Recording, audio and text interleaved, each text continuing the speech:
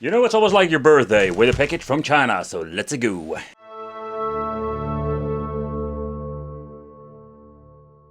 Is an HDMI plug-and-play dongle that has the option to play all of your retro games, or that is what they're saying, and that's what we're going to test out today. Is it any good, and is it really worth any money? Because these things are just actually Android sticks with some, let's just say, emulators, nothing really fancy. But I'm really curious, is this thing like going to have good emulation? Because they love to put stuff on the box, but when it comes to actually testing, we do have a lot of shenanigans going on. In here we're going to get ourselves the USB dongle. The USB dongle, that is only one single one that we're going to plug in the device itself. Yep, there's only also one USB port, micro USB. This cable will go into a 5-volt adapter or your USB from the television for powering on the device. We're having a micro SD card, depending what you're going to be ordering. We have all kinds of different sizes. I think it was 128 or 64 gigabyte. But they're using very cheap brands, so it's highly possible that you need to back up this thing. If you don't, sometimes it just automatically like corrupts himself and makes this thing unusable. So then we're going to get two controllers. They're like clones of the PlayStation 2-ish, but what is a little bit of a problem with these things? Some of them are really cheap, but they are automatically not the same quality like PlayStation 2, because nothing can beat the original. So when it comes to the overall quality, you can hear it already on the video. It's very clickish, but it's not the bad quality that we have seen before. Especially when you're trying the ABXY button, they feel very nice. The same goes for the analog switch. And then we're going to have over here the on-off switch at the bottom, and a battery compartment for two AAA batteries. But these things are like freaking horrible to open up.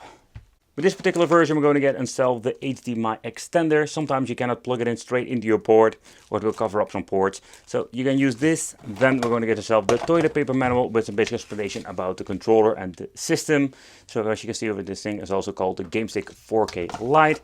And then we're going to get ourselves, the micro USB cable. You're not using Type-C whatsoever. So that's also a little bit of a bummer. This is actually how it works. What we need to do is plug in the HDMI dongle. And I can already feel that it doesn't fit perfectly because this tiny screw is in the way. I can just basically screw it out, but that's not what we're going to do. What we're going to use is the extension cord. If you don't have this, you can pick it up on AliExpress for a couple of dollars. They are like really cheap. Okay, let's plug this bad boy in. So the point of having a stick that you can plug in is a little bit pointless now, but another thing is going to get some juice. So I need to remove the HDMI for that to show you here on the video. Plug in the USB and then the HDMI, and that's basically how you're going to connect it. When you're going to power on your television, then it's going to be powering on the dongle, and there is no way of shutting it off. Or you're going to get yourself a 5-volt adapter with a special switch so you can turn it on and off. But every single time you're going to be booting up your television, it automatically boot up the dongle itself. The loading times are quite long, to be honest, so you need to wait a little bit of, let's say, a couple of minutes to get yourself some action going on. And there we go. Let's take a close look at the screen and the menu and everything, and how does it actually work. But navigating through the, let's say, the menu is quite easy. So with the analog stick or the D-pad, we can just move up, down, and left, right. Left, right will give you the other page. In total, depending on what kind of model you're buying, there are a gazillion freaking games on some of these things, but a lot of double ones. Take that into consideration. Pressing R1 giving you an overview of all the systems. So this thing supports MAME, Famicom, Game Boy Classic, Advance, Color, Mega Drive, Super Famicom, PlayStation 1, but also Atari. And I think that is pretty cool, because finally we're going to have some material on this if you're really caring about it. History is basically the list of all kinds of games you have played before. This is a collection, or better said, like the favorite. And here we can search. So let's take a close look at some Sonic, how it actually works. But you can see, having SON, we're going to get all kinds of stuff. So let's go a little bit further into the letters. It's very difficult to read, by the way, over here, because the image is, oh man, it's overlapping with the text. It's absolutely horrible. So when going to the list, the downside is it shows just every single Sonic game. Sonic Wings, the Shmup, or the Sonic the Hedgehog 2. But it can be the main, but also the Mega Drive version.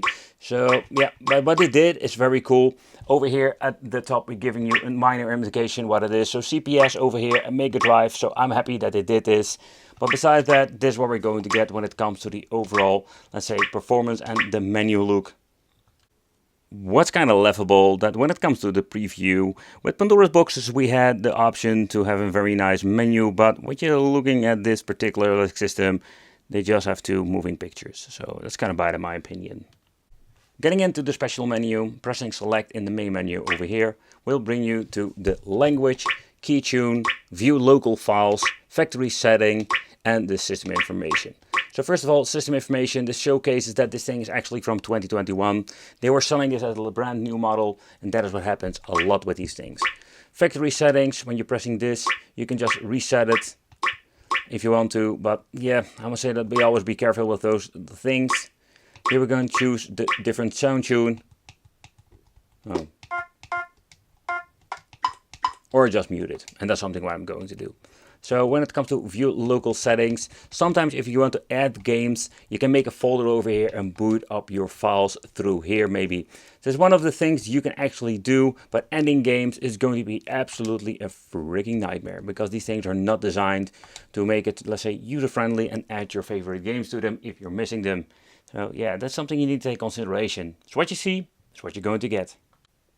The next thing I wanted to check out is the different classes that we can actually choose from. But the loading times are very long, and the other problem is it's just stuck for me. The first attempt trying to search the Game Boy games, it doesn't boot up. So when it comes to the overall quality, it's absolutely version 1, let's say that.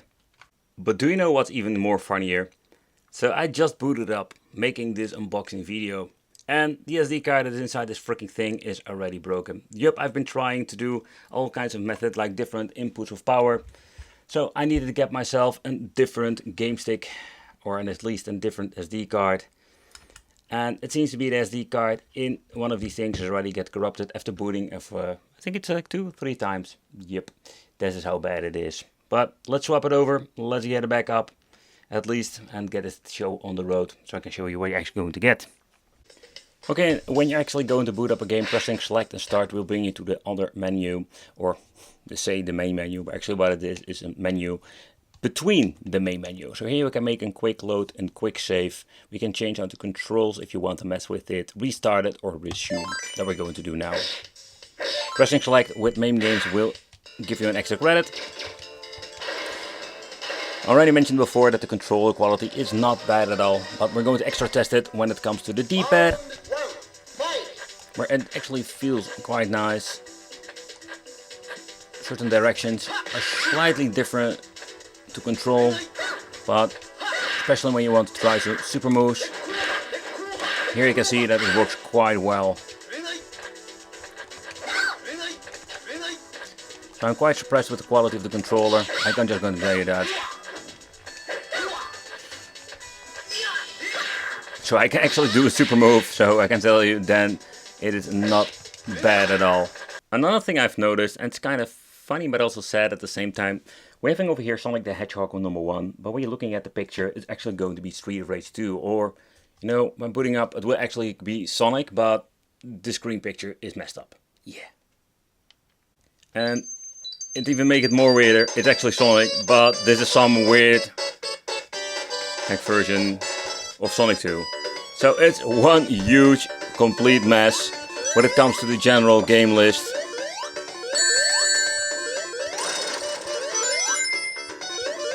The overall emulation performance is quite good, but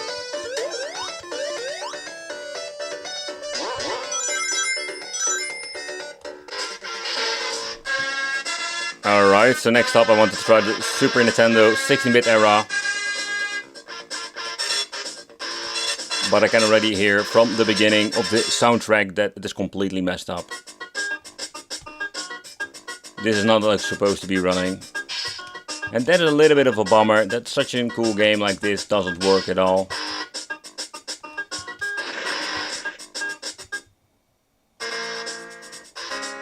But every part that I am going to actually try, it's going to be absolutely sounding messed up. From the bidding war before you're going to race, it's absolutely fun game. As a child I've played this so much.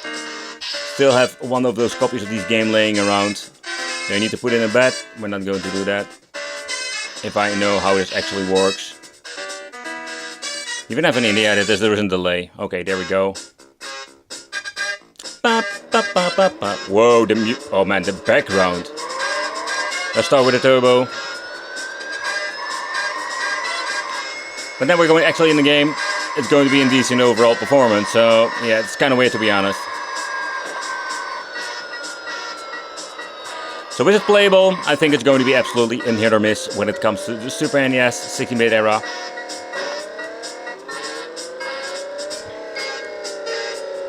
So one of the things they always do is try to add some PlayStation. And I can tell you we're actually going to try it. Some of the stages will have good performance, but some are pretty damn awful. So let's get into the PlayStation part, and does it actually run on this cheap, really cheap game stick. But after some mixed performance and a lot of shenanigans, the second SD card stopped working. Yep, seriously, I'm always warning people in the videos like, hey, these are not generic original devices. Yeah, so the second one can go into the trash can, and also the other one. So that's what we're going to get with a 25 euro. I should like finish the video with that, but we're not going to do it. Let's do a quick teardown. But to be honest, this is the first time that it is actually that bad. I have seen a lot of bad products, but this is just the grill of bad products. Also, it's just unbelievable that this freaking thing just broke. Like a freaking SD card twice, and it's the SD card because I've swapped it out, and yeah, when swapping it out I finally got it to work. But unfortunate, this is the thing that we can only check out. But I was really not expecting a lot of performance with PlayStation 1 because this thing has a rock chip, the 3032. So this is a very old chipset, and you can looking at it, this thing has been made fairly cheap. There is no like thermal pad. Some of the, let's say, game stick has a piece of metal at least for a little bit of cooling. I must say that doesn't get really hot, but still, you know, a little bit of cooling with some thermal paste is not a bad idea.